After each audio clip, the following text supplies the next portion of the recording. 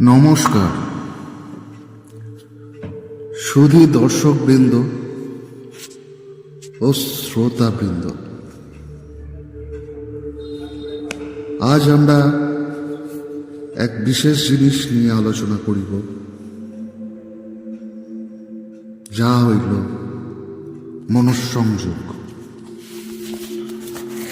কথাটির মধ্যে এক নিবিড় ও তাৎপর্যপূর্ণ অর্থ সমাহিত রহিয়াছে। সাধারণত কোনো বস্তুর ওপর মন একান্তভাবে নিয়োজিত করার নামই মনঃসংযোগ। যেমন ধরুন ধ্যান। কেউ ধ্যানের শিবকে ভাবছে এবং সেই বিষয়েই মনকে নিয়োজিত করিতেছে, আর এই রূপ করিতে করিতে সমাধিস্থ হইয়া পড়িতেছে। ইহাই হইল মনঃসংযোগের প্রকৃত উদাহরণ। চলুন সহজ করে উক্ত বিষয়টি বোঝার জন্য একটি ছোট্ট গল্প বলা যাক, যাহাতে বিষয়টি আমরা আরো সহজে হৃদয়ঙ্গম করিতে পারি। একদা স্বামীজির নিকট কিছু ছোট ছোট বালকের বিদ্যা গ্রহণ পর্ব চলিতেছিল। সেই দিনটি ছিল ছুটির দিন। উপরোক্ত বালকগণের একজনের পড়া সম্পূর্ণ না হওয়ায় সে ছুটি পায়নি।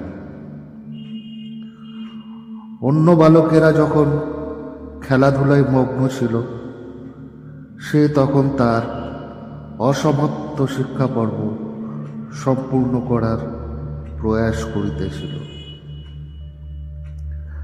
কিন্তু কিছুটা লিখিবার পরই কিছু না কিছু ভুল হইয়া যাইতেছিল এবং সে একটির পর একটি পাতা ছিঁড়িয়া মেঝের উপর ফেলিতেছিল। সে কেবলই ভাবিতেছিল কতক্ষণে সেও তার বন্ধুদের সঙ্গে খেলিতে যাইবে। তাহার কিছুতেই পড়ায় মন বসিতেছিল না। ব্যাপারটা স্বামীজির নজরে আসিল। তিনি তখন সেই বালকের সামনে উপবিষ্ট হইয়া বলিলেন, তুমি যাহা সম্পূর্ণ করার প্রয়াস করিতেছ, তাহাতে নিজের সমস্ত ইন্দ্রিয় নিয়োজিত করো। অর্থাৎ চক্ষু দ্বারা কেবল নিজের পাঠ্য বিষয়বস্তু দেখো, আর কিছুই না। কর্ণ দ্বারা পাতার উপর কলম চলাইবার খসখস শব্দ শ্রবণ করো। নাসিকা দ্বারা যাহাতে তুমি কলমের কালির ঘ্রাণ আঘ্রাণ করিতে পারো, সেই রূপ করো। অর্থাৎ তোমার সম্পূর্ণ অনুভূতি উহাতে নিয়োজিত করিয়া দাও। এই বলিয়া তিনি উঠিয়া গেলেন।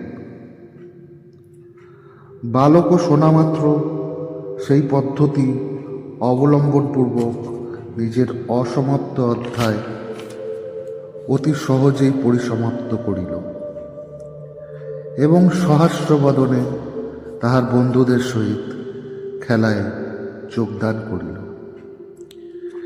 ইহাই হইল মনঃসংযোগ। যাক, এতদূর বুঝতে বোধহয় আমাদের কোনো অসুবিধা হয় নাই। মনঃসংযোগ ব্যাপারটা আশা করি আমাদের সবার কাছে পরিষ্কার হইয়াছে। আমরা সকলের থেকেই শুনতে পাই যে মনঃসংযোগ দ্বারা প্রবল শক্তিশালী হইয়া উঠিতে পারা যায় এবং যে কোনো কর্ম সমাধা করিতে পারা যায়। কিন্তু এবার আমরা এক অদ্ভুত কথা বলিব। ইহার গুরুত্ব অপরিসীম। ইহা হল মনোবিসংযোগ। হ্যাঁ, ঠিকই শুনিতেছেন, মনোবিসংযোগ। মন বসাইতে যেমন জানিতে হয়, সেরূপ মন তুলিয়া লইতেও জানিতে হয়। তাহা না হলে বিপদে পড়িতে হয়। স্বামীজি এক জায়গায় বলিয়াছিলেন, মন তুলিয়া লইবার অক্ষমতাই আমাদের প্রায় সকল দুঃখের কারণ। কাজেই একাগ্রতার শক্তি বাড়াইবার সঙ্গে সঙ্গে মন তুলিয়া লইবার শক্তিও বাড়াইয়া তুলিতে হইবে। বস্তু নিবেশে মনোনিবেশ করিতে শিখিলেই চলিবে না। প্রয়োজন হইলে মুহূর্তের মধ্যে সেখান হইতে মন সরাইয়া লইয়া বিষয়ান্তরে তাকে নিবিষ্ট করিতে পারা যায়। এই উভয় ক্ষমতা সমভাবে অর্জন করিয়া চলিলে বিপদে পড়িবার কোনো সম্ভাবনা থাকে না। অতএব আমরা দেখিলাম, কোনো জিনিসে মন বসাইবার যতটা জরুরি, মন তুলে নেওয়ার দক্ষতাও ঠিক ততটাই জরুরি। আজকের বিষয়টি যদি আপনাদের ভালো লাগিয়া থাকে, পরবর্তী এরকম আরও আলোচনার জন্য চ্যানেলটি দেখতে থাকুন। নমস্কার।